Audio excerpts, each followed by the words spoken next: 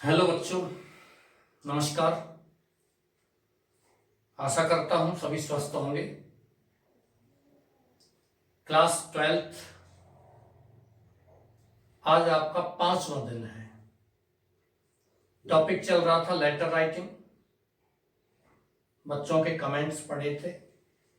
अच्छा है, आप अच्छी तरीके से विद योर इंटरेस्ट आप अध्ययन कर रहे हो। मेरा यही सुझाव है, keep on fighting with your own battery. अपनी स्वयं की ताकत से लड़ते रहिए। टॉपिक चल रहा था आपका लेटर राइटिंग और क्वेश्चन आपका था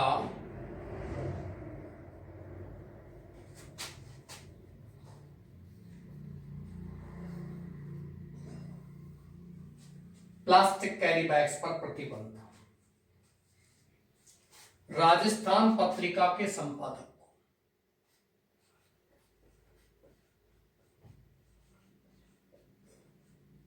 Kherli.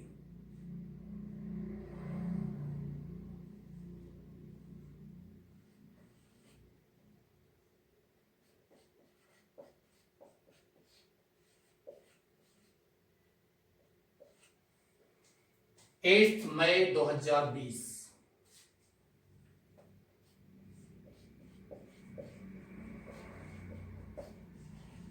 The editor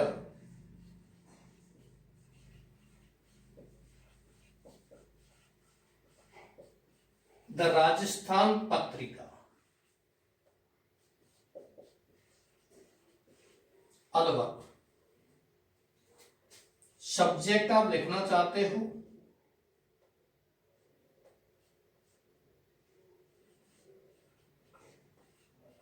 ban on the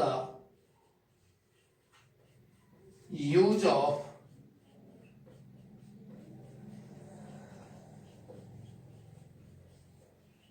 polythene bags.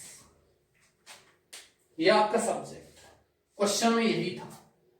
Comments भी पढ़े थे। धन्यवाद सभी बच्चों को। धीरज, कृष्ण मोहन, सलोनी जैन, रुचि शर्मा, आदर्श, प्रसा, आप सभी अच्छी तरीके से अध्ययन कर रहे हैं। और भी बहुत बच्चे हैं। जतिन है, ललित है, नितिन, और भी खगेंद्र, बहुत सारे बच्चे हैं। सीधी यहां बात करते हैं।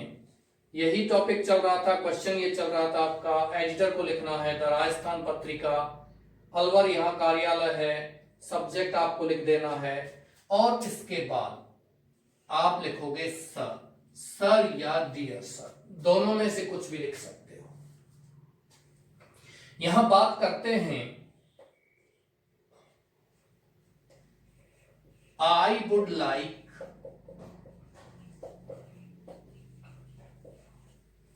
to draw the kind notice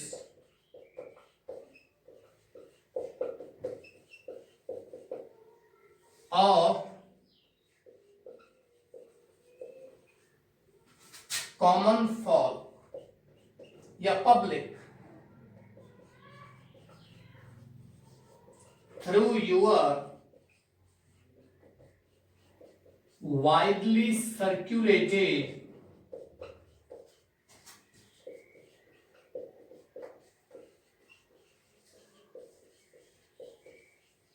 daily newspaper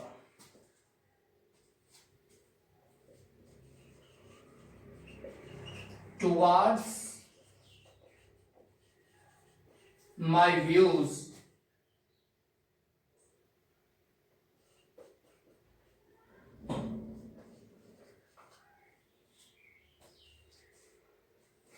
of ban, या लिख सकते हो टू बैन। बैन यदि टू लगाते हो तो वर्ब होगी, ऑफ लगाते हो तो ये नाउन होगी। ध्यान रखना, बैन प्रतिबंध भी होता है और बैन मीन्स प्रतिबंध लगाना भी होता है। टू बैन या of ban on the use of polythene bags और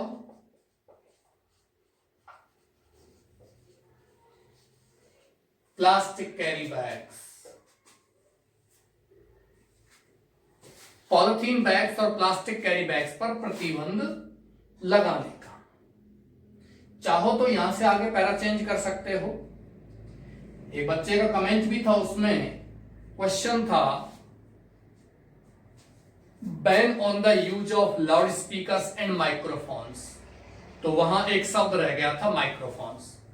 आप उसको जोड़ सकते हो जहां लाउड स्पीकर्स लिखा हुआ है, लेकिन ध्यान रखना माइक्रोफोन्स जहां आपको लाउड स्पीकर लिखा हुआ है प्रतिबंध लगाने के लिए, वहां आप उसको लिख सकते हो। सभी जगह नहीं लिखना लाउड स्पीकर के साथ। आप लिखना चाहो तो लिख सकते हो people use loud speakers and microphones all the time.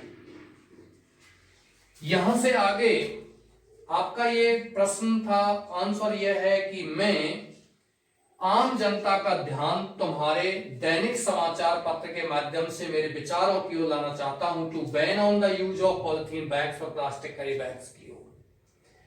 Polythene bags और प्लास्टिक कैरी बैग्स की ओर मैं ध्यान लाना चाहता हूं। चाहो तो यहां से पैरा चेंज कर सकते हो। कुछ बच्चे चाहें तो उसको इस प्रकार से लिख सकते हैं थ्रू, शुरुआत थ्रू से कर सकते हो, जैसे कि पहले वाले उसमें किया था कि मैं आपके अत्यंत प्रभावशाली समाचार पत्र के माध्यम से मेरे इन विचारों की ओर ध्यान लाना चाहता हूं। आप ऐसे भी लिख सकते हो plastic carry bags. The government of Rajasthan, small भी लिख सकते हो, इसे मैंने कल बता दिया था। The government of Rajasthan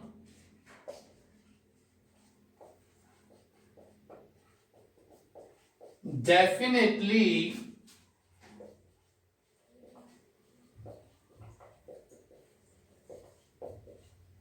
took an admirable decision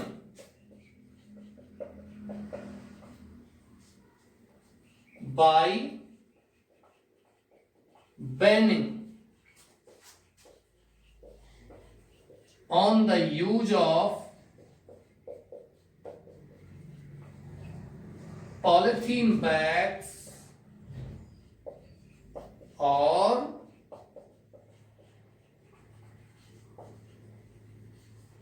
plastic carry bags.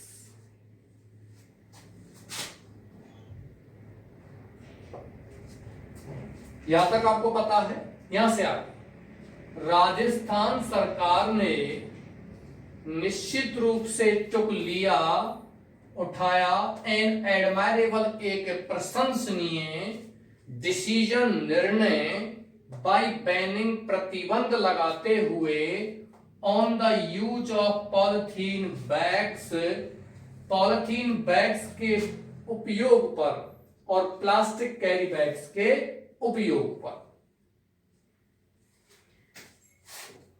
If anyone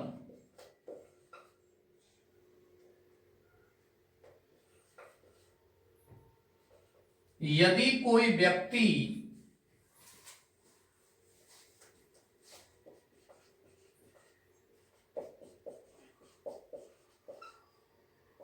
manufactures, निर्माण करना, यदि कोई व्यक्ति मैन्युफैक्चर करता है, निर्माण करता है, स्टोर्स, भंडारण करता है, और सेल्स या बेचता है पॉलीबैग्स, शॉर्ट में लिख सकते हो पॉलीबैग्स। पॉलीबैग्स कहते हैं इसको, कॉमा लगाइए। ही और सी विल बी पेनलाइज्ड। प्रिय विद्यार्थियों, यहां क्लॉज दिया गया है। एक क्लॉज तो यहां से है, यदि कोई व्यक्ति मैन्युफैक्चर्स निर्माण करता है, भंडारण करता है, बेचता है पॉलिथीन बैग्स को, तो ही और सी विल बी पेनलाइज्ड, उस पर जुर्माना लगाया जाएगा। प्रिय विद्यार्थियों, ये क्लॉज है और ये कंडीशनल सेंटेंस है। शर्त वाला वाक्य आपने क्लास 10th में भी पढ़ा होगा, क्लास 11th में भी आपने पढ़ा होगा, correct form of the verb वाले टॉपिक में, क्लॉज सिंथेसिस वाले टॉपिक में भी पढ़ा होगा कि कुछ सेंटेंस कंडीशनल वाले होते हैं, शर्त वाले होते हैं। इसमें शर्त क्या है कि यदि कोई व्यक्ति भंडारण करता है, निर्माण करता है, बेचता है, तो उस पर जुर्माना लगाया जाए। शर्त यह है कि ऐसा करता है तो ऐसा किया जाएगा। ये ओपन कंडीशन है, ये खुली शर्त है। खुली शर्त का मतलब जिसमें ओपन रूप में ऐसा किया जाता है कि यदि आप ऐसा करते हो तो ऐसा होगा। और ऐसी स्थिति में जो इफ क्लॉज होता है उसमें प्रेजेंट इंडेफिनिट टेंस लगाते हैं और मेन क्लॉज में लगाते हैं फ्यूचर इंडेफिनिट टेंस। मैं आपको और उदाहरण देता हूं, प्रचलित उदाहरण है, कई बार आपने क्लासरूम में सुना भी होगा टीचर्स से। If you work hard you will pass, यदि आप परिश्रम करते हो आप पास हो जाओगे। इसके बाद और भी बहुत सारे सेंटेंसेज यहां हैं, जैसे कि if you break the mirror mother will punish you, यदि आप शीशे को, दर्पण को तोड़ते हो तो मां तुमको पीटेगी। ये खुली शर्त है, ऐसा करते हो तो ऐसा होगा।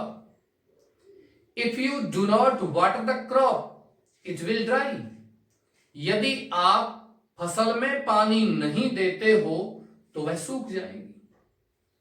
और भी बहुत सारे सेंटेंस हैं। The dog will bite you if you pull its tail, कुत्ता तुमको काटेगा यदि तुम उसकी पूंछ को खींचते हो तो। खुली शर्त है, यदि आप ऐसा करते हो तो ऐसा होगा। इसी प्रकार से इसमें यहां शर्त यह है कि आप, कोई व्यक्ति यदि ऐसा करता है तो उस पर जुर्माना लगाया जाएगा। पेनलाइज्ड ऑफ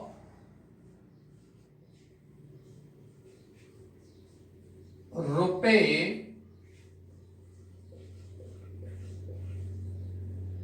20,000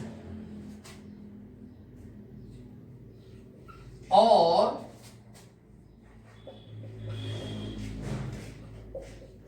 6 months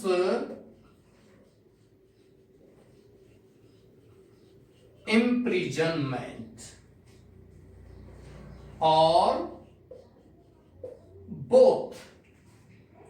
प्रश्न के आंसर में यह बताया गया है कि यदि कोई व्यक्ति ऐसा करता है तो उस पर 20,000 रुपए का जुर्माना लगाया जाएगा या 6 महीने का कारावास।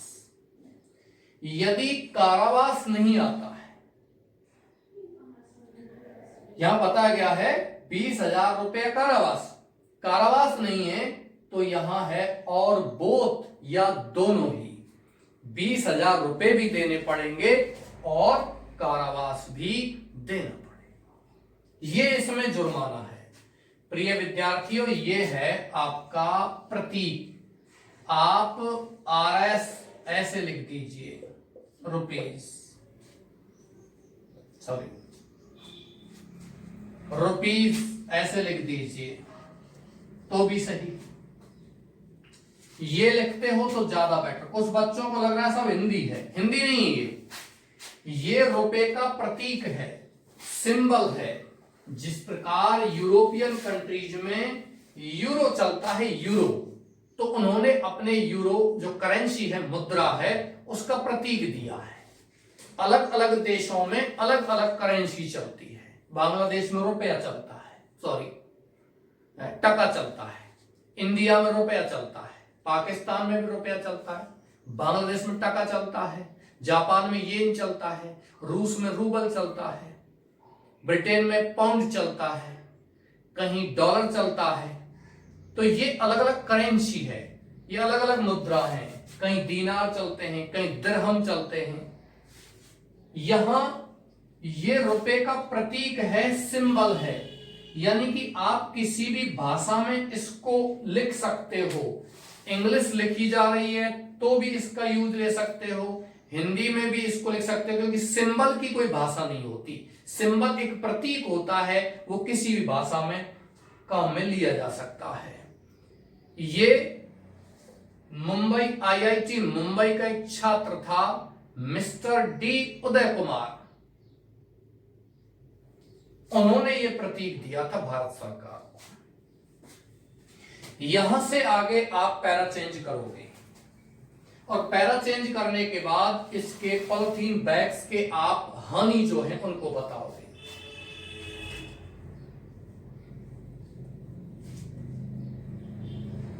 Nowadays, इन दिनों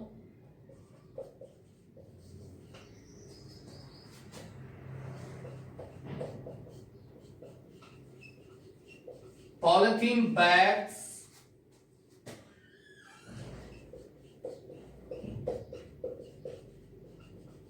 और प्लास्टिक कैरी बैग्स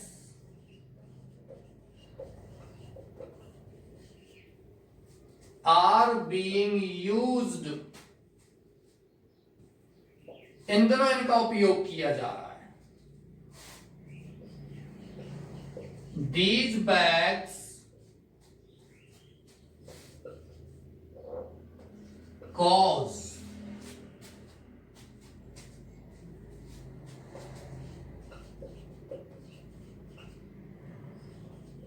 environmental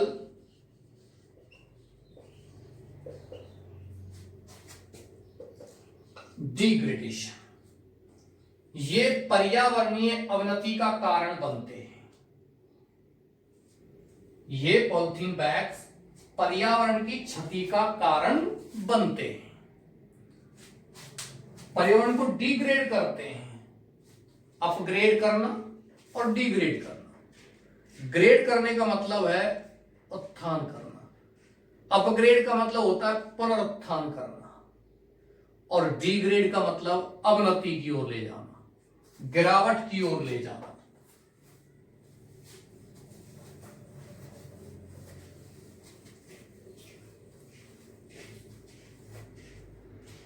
पर्यावरणीय अवनति का कारण बनते हैं क्या?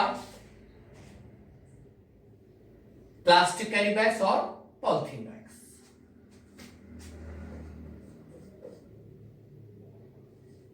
These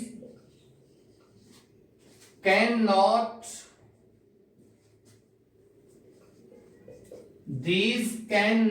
be destroyed, इनको नष्ट नहीं किया जा सकता।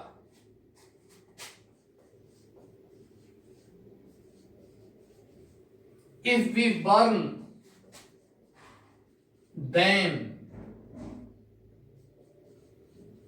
they emit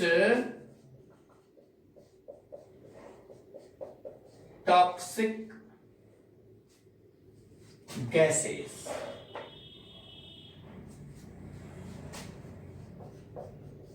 Polybags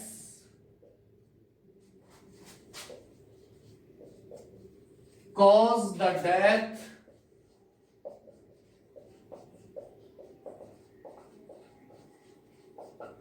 of innocent animals because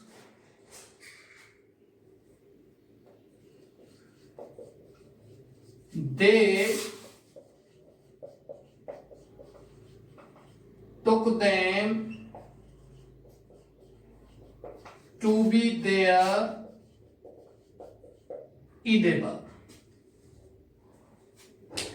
Hindi translate करते हैं, आप इसको स्क्रीनशॉट लीजिए। या आप कॉपी कर रहे हो, उतार रहे हो, अच्छी बात है, मैं थोड़ा तेज लिखा है। Nowadays in the know polythene bags और plastic carry bags are being used, इनका उपयोग किया जा रहा है। दीज बैग्स, ये बैग्स, ये बस्ता, ये थैला, ये पॉलिथीन कॉज कारण बनती है एनवायरमेंटल डिग्रेडेशन, पर्यावरणीय अवनति का।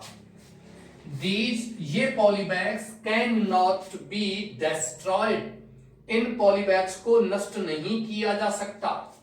इफ वी बर्न देम, यदि हम उनको जलाते हैं, दे एमिट, तो वो निकालती हैं, प्रोड्यूस करती हैं टॉक्सिक गैसें, जहरीली गैसें। भाई इनको जमीन में आप दबाते हो तो भी नष्ट नहीं होती हैं, जलाते हैं तो भी ये पर्यावरण को नुकसान करती हैं।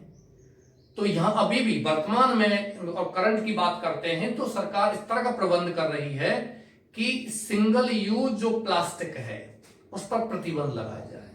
सिंगल यूज का मतलब एक व्यक्ति प्लास्टिक का उपयोग करता है, जैसे पॉलिथीन बैग्स वगैरह, ये तो बड़े सामान के लिए जैसे कि वाटर टैंक है तो वो सिंगल यूज नहीं माना जाता, लेकिन पॉलिथीन बैग से सिंगल यूज में आती हैं, इन पर प्रतिबंध लगाया जाए जिससे कि पर्यावरण में कुछ अवनति में कुछ कमी हो, पर्यावरण अपना बिगड़े नहीं। और यहाँ पेपर बैग्स पर काम किया जा रहा है, लेकिन उस पर भी ये विचार किया जा रहा है कि पेपर बैग्स का उपयोग करेंगे तो इतना सारा पेपर कागज आएगा कहां से, क्योंकि कागज के निर्माण भी किससे होता है, वृक्षों से होता है, बहुत सारे पेड़ काटे जाएंगे फिर भी प्रॉब्लम आएगी। तो ये यहां इस पर गहन अध्ययन चल रहा है कि क्या किया जाए। चलिए यहां आगे है पॉलीबैग्स कॉज, पॉलिथीन बैग्स कारण बनते हैं, द डेथ माने मृत्यु का, ऑफ इनोसेंट एनिमल्स माने निर्दोष या मासूम जानवरों की, बिकॉज क्योंकि दे टुक, वे, कौन, जानवर, टुक माने समझते हैं, देम उनको, उनको किनको, पॉलिथीन बैग्स को, टू बी हैं देयर ईडेबल, अपना खाद्य पदार्थ। प्रिय विद्यार्थियों, ये जहां हम किसी चीज को ऐसा मानते हैं, हम किसी को और कुछ समझते हैं, वहां टुक टू बी का प्रयोग करते हैं। टुक टू बी या थॉट टू बी, या कभी कभी यहां सीन का प्रयोग कर देते हैं, SEEN। मैं एक उदाहरण आपको देता हूं, Hanuman took the sun to be a fruit, Hanuman ने सूर्य को एक फल समझा। I took the rope to be a snake at night, मैंने इस रस्सी को रात्रि में एक सांप समझा। I took you to be my friend, मैंने आपको मेरा मित्र समझा। तो यहां टुक टू बी का प्रयोग करते हैं, ध्यान रखना। अगली बात आती है, ईडेबल का मतलब होता है खाद्य पदार्थ। एक शब्द और है ईट, और ईट में हम क्या लगा देते हैं, ABL। ईटेबल और ईडेबल में फर्क है।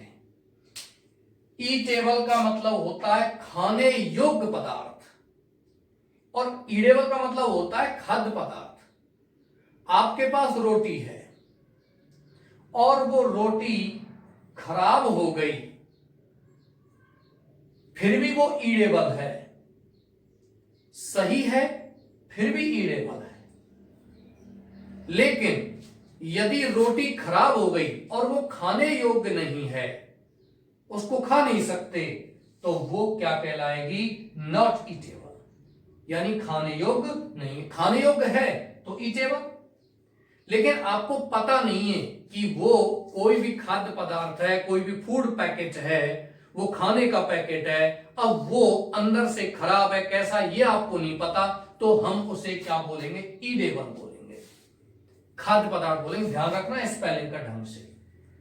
और वो खाने योग्य पदार्थ है तो हम उसको क्या बोलेंगे, ईटेबल, मतलब आप उसको खा सकते हो, आपको उससे कोई प्रॉब्लम नहीं होगी, तो वो ईटेबल कहलाएगा। चलिए आगे चलते हैं।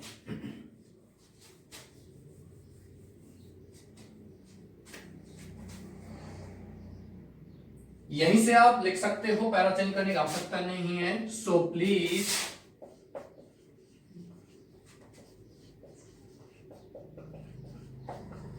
publish this article in your newspaper। इस आर्टिकल को तुम्हारे समाचार पत्र में छापो।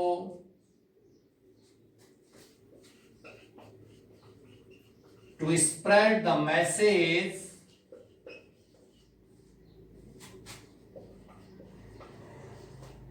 among people। लोगों में संदेश फैलाने के लिए।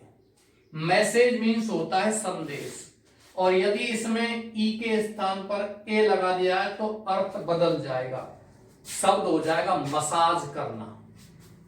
ध्यान रखना। ये आपका पत्र हो गया। थैंक्स या थैंक यू।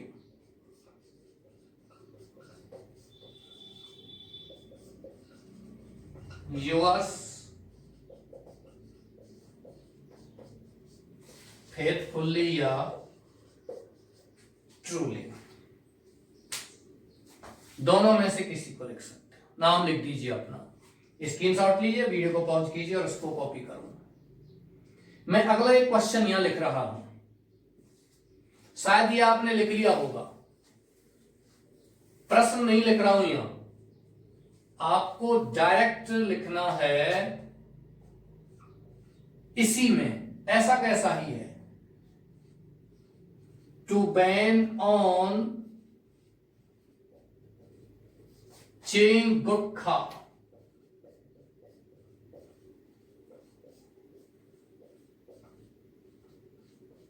and tobacco।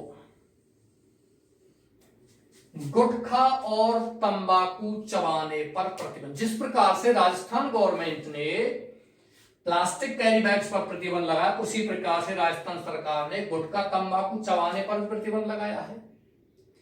आपको मैंने ऊपर एक पैराग्राफ लिखाया था इसमें प्लास्टिक कैरी बैग्स कि राजस्थान सरकार ने, Rajasthan government definitely took an admirable decision by banning on the use of plastic carry bags और पॉलिथीन बैग्स। उसी प्रकार से इसमें भी आपको वही की वही लिखना है।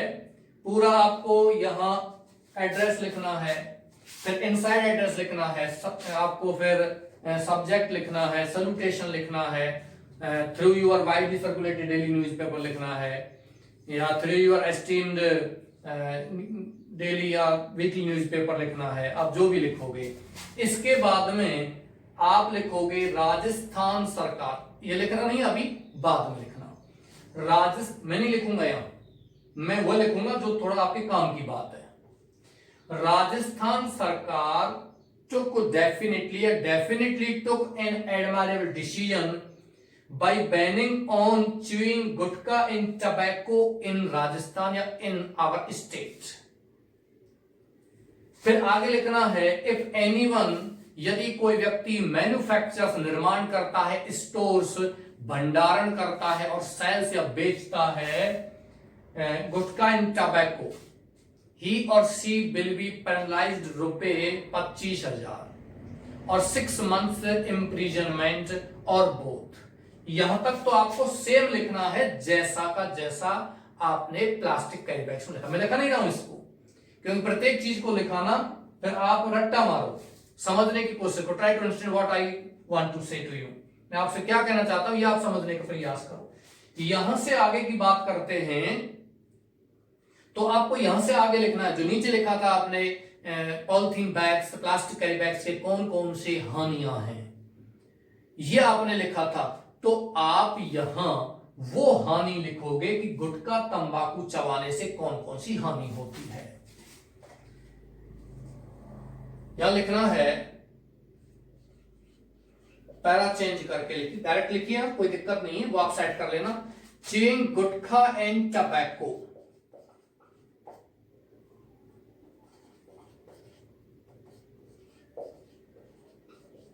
ये आप कैपिटल बनाइए क्योंकि सीधा शब्द है, और ये स्पेलिंग है टबैको मींस तंबाकू। तंबाकू नहीं बोलते, टबैको बोलते हैं इसको, tobacco. and tobacco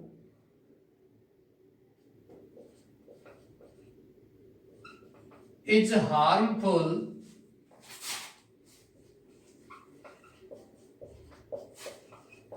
or injurious to health.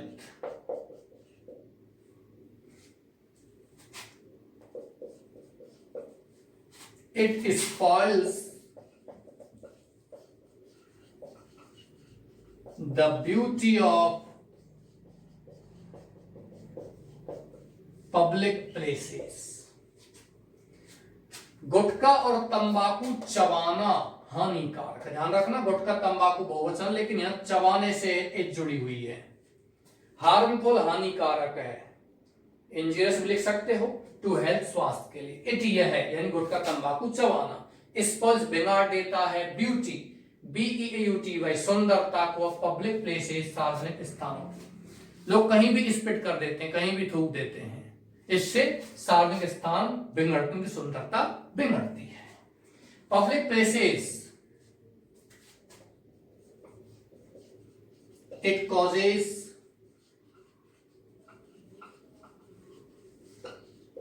environmental degradation. It causes cancer.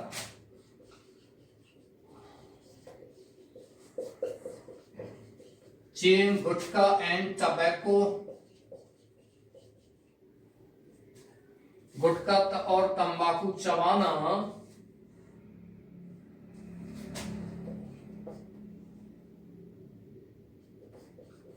is like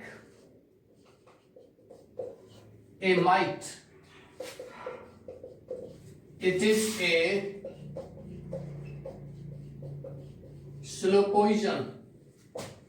यह एक धीमा जहर है।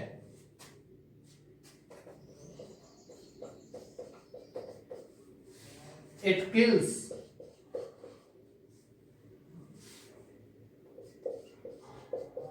slowly but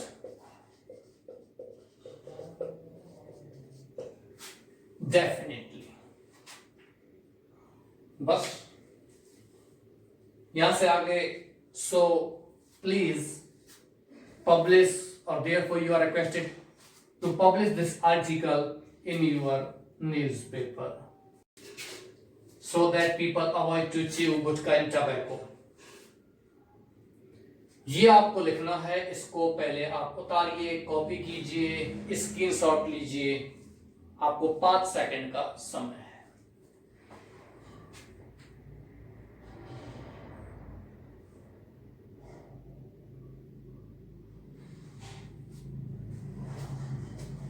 प्रिय विद्यार्थियों, गुटखा तंबाकू चबाना स्वास्थ्य के लिए हानिकारक है, यह सुंदरता को बिगाड़ता है। इट कॉजेज, एक कारण बनता है एनवायरमेंटल डिग्रेडेशन, पर्यावरणीय अवनति की। यह ध्यान रखना, पॉलिथीन बैग से नहीं, गुटखा तंबाकू चबाना भी क्या है, पर्यावरणीय अवनति का कारण बनता है। ये ध्यान रखना, क्योंकि ये भी उसी में आता है, चबाना स्मोकिंग में ही। इसके बाद है इट कॉजेज कैंसर, ये कैंसर का कारण बनता है। चीन गुटखा एंड टबैको, गुटखा तंबाकू चबाना इज लाइक ए माइट, एक दीमक के समान है। माइट मान दीमक। It is a slow poison, एक धीमा जहर है। इट किल्स, ये मारता है, स्लोली, धीमे धीमे, बट डेफिनेटली, लेकिन निश्चित रूप से मारता है। इसके बारे में यह है, आप आशा करता हूं उतार लिया होगा, समझ भी लिया होगा। अगला क्वेश्चन आपका आता है, एक और क्वेश्चन आपको यहां लिखाना है, इसी क्या कहते हैं आपका एडिटर का, लेकिन वो प्रश्न आपको स्वयं करना है। मैं उसके बारे में थोड़ा आपको बताऊंगा। वो प्रश्न रफ कॉपी में आपको स्वयं को करना है, और मैं अगले प्रश्न पर फिर आपको आता हूं जॉब लेटर पर। लेकिन फिलहाल ये जो प्रश्न यहां लिखूंगा वो आपको स्वयं को करना है, और कल मैं उस प्रश्न की बातें चीज में आपको बताऊंगा।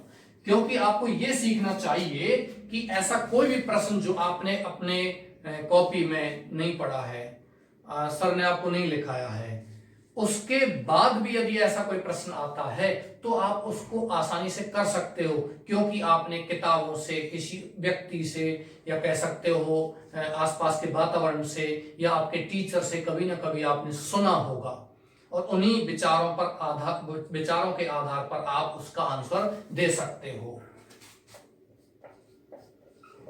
ये प्रश्न आपको घर से करना है। Write a letter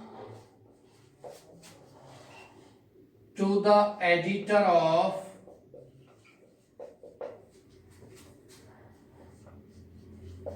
the Navbharat Times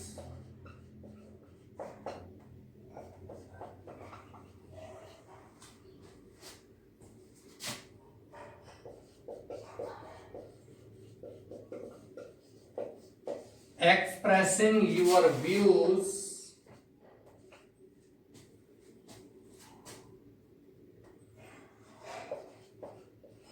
about undue burden of school bags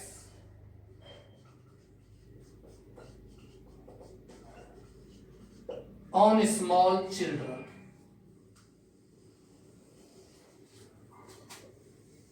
छोटे बच्चों पर वस्तुओं का अनावश्यक वजन, भारी वजन जो होता है उसके बारे में विचार लिखो। ऐसा क्यों? छोटे छोटे बच्चे एलकेजी, यूकेजी, पीजी क्लासेज में पढ़ते हैं, प्ले ग्रुप में पढ़ते हैं, पीजी पोस्ट ग्रेजुएट नहीं, वो भी होता है लेकिन वो यहां नहीं। छोटे छोटे बच्चे हैं, दूसरी, तीसरी, चौथी, पांचवी क्लास में पढ़ते हैं, भारी भरकम उनके बैग्स हैं, गवर्नमेंट के द्वारा प्रेस्क्राइब्ड बुक्स उनके लिए हैं, और क्या कहते हैं, कुछ स्कूल से जो प्रदान की गई पुस्तकें वो भी हैं, बहुत सारी नोटबुक भी हैं।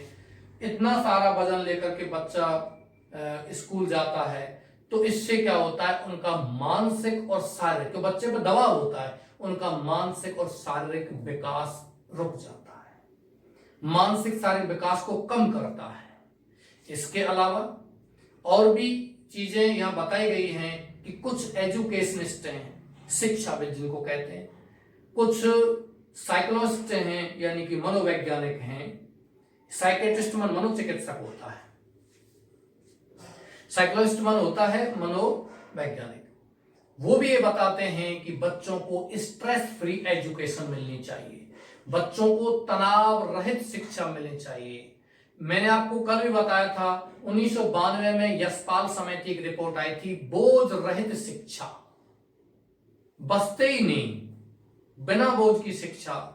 तो इसमें आपको यह लिखना है कि किस प्रकार से आप अपने इस पत्र के माध्यम से जनता का भी ध्यान लाना चाहते हो, क्योंकि अभी इस पर काम नहीं हुआ है राजस्थान सरकार में या भारत सरकार में जो भी है, और आप इसके माध्यम से, अपने पत्र के माध्यम से उच्च अधिकारियों का भी ध्यान लाना चाहते हो, जिससे कि वो बोध रहित शिक्षा को और अच्छे से कड़ाई से लागू करें बच्चों के उज्जवल भविष्य को बनाने के लिए। आजकल आपने देखो बच्चों का जो फिजिकल वर्क है वो बिल्कुल ऐसा है नहीं जितना सोचते हैं। बच्चे मानसिक वर्क ज्यादा करते हैं, जैसे कि आप कर रहे हो अभी, तो थोड़ा वर्कआउट किया करो, सुबह जल्दी जागिए और थोड़ा वर्कआउट करो, जिससे कि आपको शारीरिक स्फूर्ति मिलेगी तो मानसिक ताकत भी मिलेगी। यहां से आगे चलते हैं। ये आपका क्वेश्चन हो गया, आपको घर से करना है। नेक्स्ट क्वेश्चन हिंदी में बता दिया है। नेक्स्ट क्वेश्चन आता है जॉब लेटर। कुछ भी इसमें ऐसा नहीं है। जॉब लेटर में एक चीज फालतू लिखनी है, वो क्या है कि आपको ये व्यक्त करना है, ये बताना है उसमें कि किस प्रकार से आपको ये पता चला कि फला संस्था में और किसी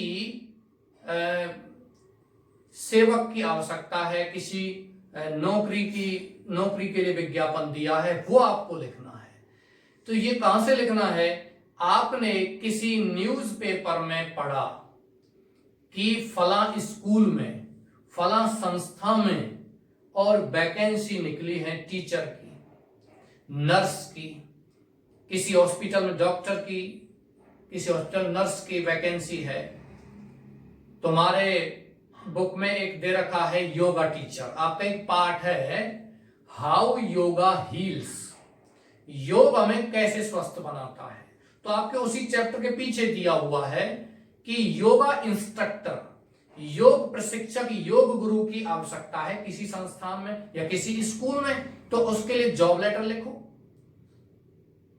3 साल पहले क्वेश्चन आया था कि आपके विद्यालय में आपने विज्ञापन निकाला है, इंग्लिश लेक्चरर की आवश्यकता है, उसके लिए आपने विज्ञापन दे दिया, आपने विज्ञापन पढ़ा, प्रिंसिपल ने विज्ञापन दिया, आपने पढ़ा और आप उसके लिए लेटर लिख रहे हो। तो आपको यहां यह जिक्र करना होगा कि आपने कहां से वो विज्ञापन पढ़ा, विज्ञापन कब था, आपको रेफरेंस देना होगा, आपको संदर्भ देना होगा कि सर ये जो मैं पत्र लिख रहा हूं ये इस संदर्भ में लिख रहा हूं कि आपने फला फला तारीख को और इस न्यूज़पेपर में एक विज्ञापन निकलवाया था और वो विज्ञापन इंग्लिश लेक्चरर का था, योगा टीचर का था, योग इंस्ट्रक्टर का था, अकाउंटेंट का था, क्लर्क का था, जो भी है। तो उसमें आपको ये जिक्र जरूर करना और बाद में फिर आपको लिखना है कि आप ये जॉब क्यों प्राप्त करना चाहते हो, या आपको बाद में ये भी लिखना है कि भाई आपका एक्सपीरियंस क्या है। ये सारी चीजें आपको लिखनी है उसमें। चलते हैं, मैं क्वेश्चन लिखता हूं, ये क्वेश्चन आपको घर से करना है, मैं इसको कल फिर बताऊंगा।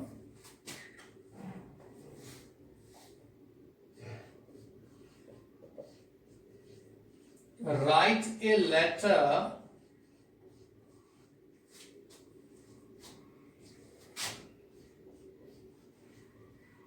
to the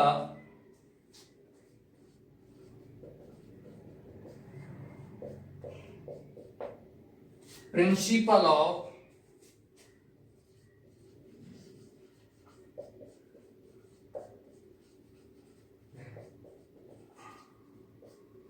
Sagar international school,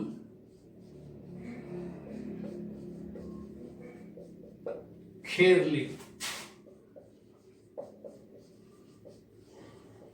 Kathumar, जो भी है कुछ भी लिख दीजिए।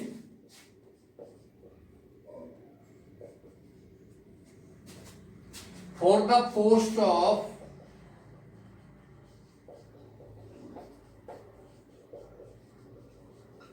English lecturer.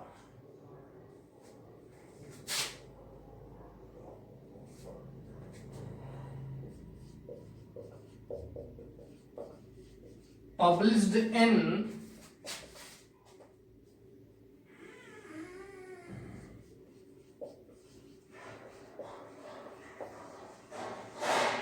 the Rajasthan Patrika on 28 अप्रैल 2020। ये आपका प्रश्न है। राइट ए लेटर, एक पत्र लिखो, टू द प्रिंसिपल, प्रधानाचार्य को, ऑफ सागर इंटरनेशनल स्कूल, कहां है, खेरलिया, कठूमर, जो भी है। For the post of English lecturer, अंग्रेजी के व्याख्याता के पद के लिए, पब्लिश्ड, जो प्रकाशित हुआ था, इन द राजस्थान पत्रिका, राजस्थान पत्रिका में, ऑन 28 अप्रैल 2020। प्यारे बच्चों, यहां इतना क्वेश्चन दिया हुआ है। जॉब लेटर में एक चीज और जुड़ करके यहां आ सकती है, वो है आपका सीवी। क्या होता है, जॉब लेटर में कभी कभी आपसे सीवी जुड़वा लेता है। सीवी का मतलब क्या होता है, सीवी का फुल फॉर्म होता है करिकुलम विटे।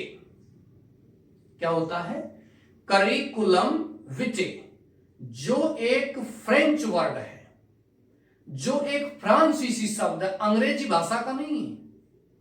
करिकुलम विटे सीवी फ्रांसीसी भाषा का शब्द है जिसका मतलब होता है पर्सनल बायोडाटा, व्यक्तिगत विवरण। और जब सीवी यहां जुड़वाता है तो आपका ये जो अंक हैं ये 2 नंबर सीवी के होते हैं। नहीं जुड़वाता पूरे 7 नंबर का आपका एग्जाम में ये होता है। और सीवी जुड़वाता है, सीवी लिखवाता है तो 2 अंक आपके सीवी के होंगे। अब बात आती है सर सीवी क्या है।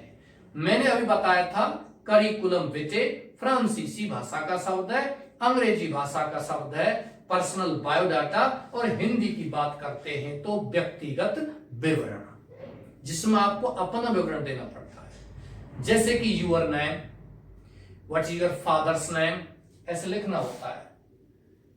यूर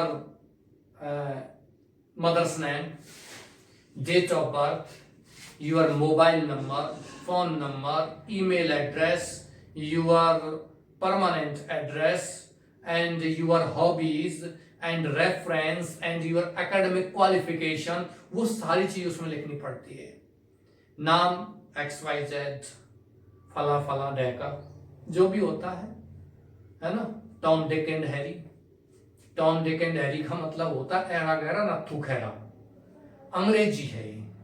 एरा गैरा नत्थू खैरा ये तो हिंदी है। इंग्लिश में क्या होता है टॉम डिक एंड हैरी फला फला सच एंड सच। तो उसमें क्या होता है कि आपको नाम, पिता का नाम, मां का नाम, date of birth, email address, permanent address, आपका मोबाइल नंबर, आपका टेलीफोन नंबर, और इसके अलावा आपकी एकेडमिक क्वालिफिकेशन क्या है 10th से लेकर के, पहली क्लास से नहीं लिखना है कि एलकेजी में 90% प्राप्त किया, I got 90% mark in LKG and UKG. You will not mention this, आप इसका उल्लेख नहीं करोगे। You will mention only class 10th, class 12th, graduation. Graduation का मतलब होता है आपने बीए किया है तो बीए, जैसे कि इंग्लिश लेक्चरर है तो बीए लिखोगे, बीएससी थोड़ी लिखोगे क्योंकि ये आर्ट्स है। साइंस लेक्चरर आता है तो फिर बीएससी लिखोगे। उसके बाद आपको लिखना है एमए लिखना है, एमएससी, बीएड लिखना है, और आपको और एक्स्ट्रा आपने कुछ किया है जैसे कि स्पोकन लैंग्वेज में आपने कोर्स किया हुआ है, एडवांस लैंग्वेज आपने सीखी है वो लिखिए। आप कंप्यूटर आपने सीखा है तो उसका भी आप जिक्र कर सकते हो। व्हाट आर योर हॉबीज, आपकी रुचि अभिरुचियां क्या हैं वो लिख सकते हो कि अभिरुचि में आप लिखोगे playing cricket, reading books, reading scriptures, धार्मिक पुस्तकें पढ़ना, ये चीजें आप गार्डनिंग वगैरह, ये चीजें आप उसको सीवी में लिखते हैं। चलिए please come to the point. यहां खेरली में आप यहां क्या कर रहे हो, स्कूल के लिए लिख रहे हो तो कठुमर लिख रहे हो, कठुमर लिख सकते हो।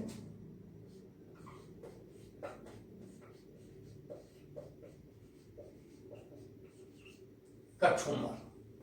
डेट कितनी है 8 मई 2020। इसके बाद आपको लिखना है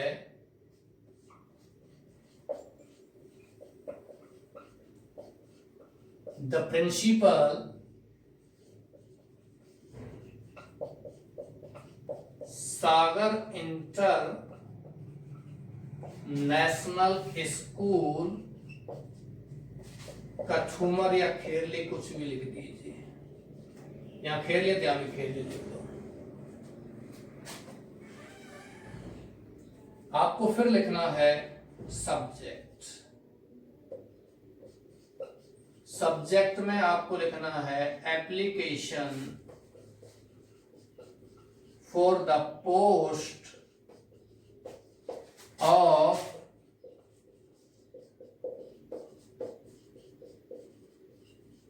इंग्लिश लेक्चरर। ये आपका क्या हो गया सब्जेक्ट। अब बात करते हैं यहां से लिखिए श्रीमान, जगह छोड़ी थोड़ी सी। This is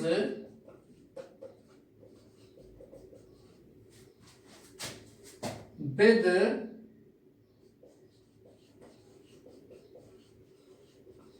the reference to your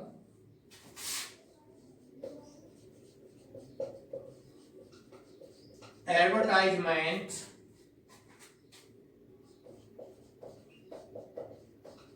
published in